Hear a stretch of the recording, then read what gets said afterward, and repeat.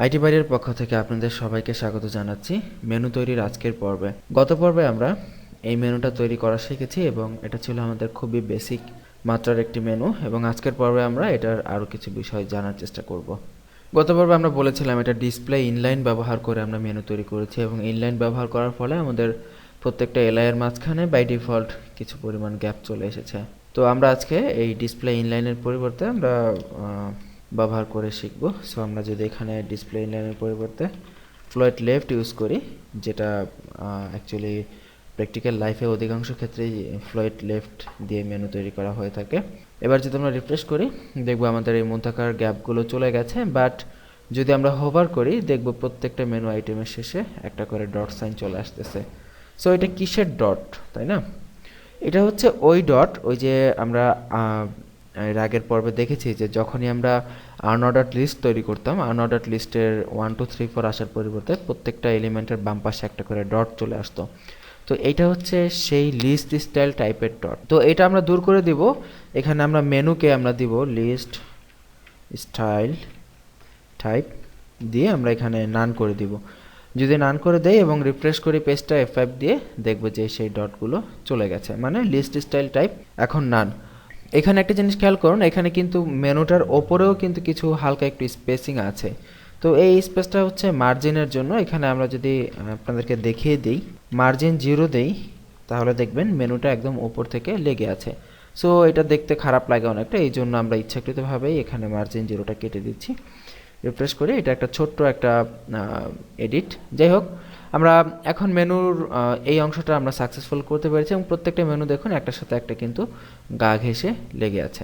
এখন আমরা চাইলে এটাকে বর্ডার রাইট দিতে পারি, তাই না? অনেক সময় দেখি যে আমরা বিভিন্ন মেনুতে বর্ডার রাইট থাকে, একটা এলিমেন্ট থেকে আরেকটা এলিমেন্টে হালকা একটু বর্ডার রাইট দেওয়া থাকে। তো এই বর্ডার রাইট আমরা কিভাবে দিব সেটা, তো বর্ডার রাইট কাকে দিতে হয়? মূলত বর্ডার রাইট দিতে হয় এলআইকে, তাই না? কারণ এটা হচ্ছে প্রতিটা এলিমেন্ট। এখানে আপনি একটু ভালো করে খেয়াল করতে হবে, এখানে এলআই এর অংশ কতটুকু, এ এর অংশ কতটুকু, সেটা আপনাকে মাথায় রাখতে হবে।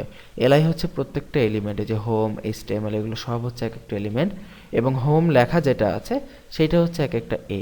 এই এলআই যেটা আছে এটাকে যদি আমরা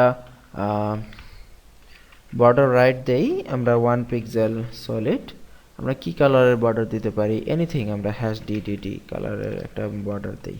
আমরা যদি রিফ্রেশ করি পেজটা, দেখবো হালকা একটু এখানে বোঝা যাচ্ছে না, আমি রেড কালারের বর্ডার দিয়ে আপনারা সহজে বুঝতে পারবেন। রিফ্রেশ করি, দেখব প্রত্যেকটা এলিমেন্টের ডান পাশে একটা করে বর্ডার চলে এসেছে এখানে। কিন্তু এখানে খেয়াল করুন যে বর্ডারটা কিন্তু ফুল এরিয়া জুড়ে আসে নাই, বর্ডারটা এসেছে কিন্তু বর্ডারের উপরে নিচে সাদা গ্যাপ দেখা যাচ্ছে। তো এই জিনিসটা হচ্ছে কারণ আমরা LIA যেটা আছে সেটাকে আমাদের ডিসপ্লে ব্লক করে দিতে হবে। এটা ডিসপ্লে যদি ব্লক করি, এবার যদি আমরা রিফ্রেশ করি, দেখব যে আমাদের প্রত্যেকটা এলিমেন্টের ডান পাশে সমানভাবে বর্ডার রাইট লাল রঙের একটি বর্ডার চলে এসেছে। সো এভাবে আমরা প্রত্যেকটা মেনুর বর্ডার আইটেম দিতে পারি। আমরা যদি বর্ডার বটম দিতে চাই, মানে প্রত্যেকটা এলআই আইটেমের বর্ডার বটম হবে, তাহলে আমরা কি করতে পারি?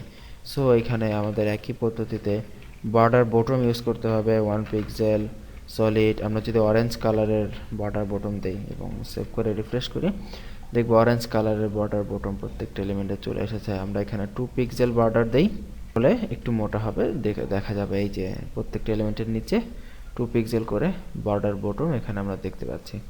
এই হচ্ছে আমাদের একটা বেসিক মেনু। আমরা এতক্ষণ যেটা দেখলাম এটা একটা পারফেক্ট মানে মেনু তৈরি হয়েছে, যে আমরা একটি মানে ভালো লেভেলের মেনু তৈরি করতে পেরেছি। এখানে আরেকটা জিনিস আপনাকে খেয়াল করতে হবে, যে বর্ডার রাইট যখন দিয়েছি, আমরা যদি জুম করি আপনাদের দেখানোর সুবিধার্থে, দেখবো শেষ যে এলিমেন্টটা সেটার কিন্তু বর্ডার রাইট চলে এসেছে। আমরা তো এটা চাই না, আমরা চাই শুধুমাত্র এই ভেতরের এলিমেন্টগুলোতে বর্ডার থাকবে, বাইরেরটাতে তো আমরা চাই না। সো এই যে লাস্টের যে এলিমেন্টটা, লাস্টের এলিমেন্টের যে বর্ডার রাইট এখানে লাল রঙটা চলে আসলো, এটা আমরা কিভাবে দূর করতে পারি? এটা দূর করার জন্য just menu LI hover last child, এটা হচ্ছে একটি নতুন CSS প্রপার্টি। আপনারা আগে এটা দেখেননি আমাদের টিউটোরিয়ালে। লাস্ট চাইল্ড, এটার কাজ হচ্ছে এটা শুধুমাত্র লাস্ট চাইল্ড যেটা আছে, দ্যাট মিনস এখানে লাস্ট চাইল্ড কোনটা, জাভাস্ক্রিপ্ট হচ্ছে লাস্ট চাইল্ড। সো এই লাস্ট চাইল্ডকেই শুধুমাত্র সে সিলেক্ট করবে। লাস্ট চাইল্ডের আমরা কি দিব? বর্ডার রাইট নান দেই, তাহলে লাস্ট চাইল্ডের এই বর্ডার রাইট লালটা চলে যাবে। যদি রিফ্রেশ করি দেখুন যে সবার শেষের এলিমেন্টটার বর্ডার রাইট কিন্তু চলে গেছে। সো আমরা আবার জুম আউট করে দিচ্ছি, আগের পর্যায়ে ফিরে যাচ্ছি। এই হচ্ছে বেসিক মেনু এবং এটাই মূলত পারফেক্ট মেনু, কারণ অধিকাংশ ওয়েবসাইটে মেনুর মধ্যে এরকম ফাঁকা জায়গা থাকে না। আমরা লেফট দিয়ে ফাঁকা জায়গাগুলো দূর করে দিয়ে আমরা আমাদের ইচ্ছা মতো আমাদের মতো ডিজাইনিং করে ফেলবো। আগামী পর্বে আমরা একটু সুন্দর কালারফুল মেনু তৈরি করার চেষ্টা করব, একটু সবুজ রঙের মেনু দেওয়ার চেষ্টা করব এবং লেফট বর্ডার রাইট এবং কিছু বেসিক রুলস রেগুলেশন ইউজ করে মেনু তৈরি করব এবং এরপরে আমরা ড্রপ ডাউন মেনু কীভাবে তৈরি করতে হয় এবং মাল্টি ড্রপ ডাউন মেনু কীভাবে তৈরি করতে হয় সেগুলো দেখব। সেই পর্বগুলোর আমন্ত্রণ জানিয়ে এখানেই বিদায় নিচ্ছি। ভালো থাকবেন সবাই, আল্লাহ হাফিজ।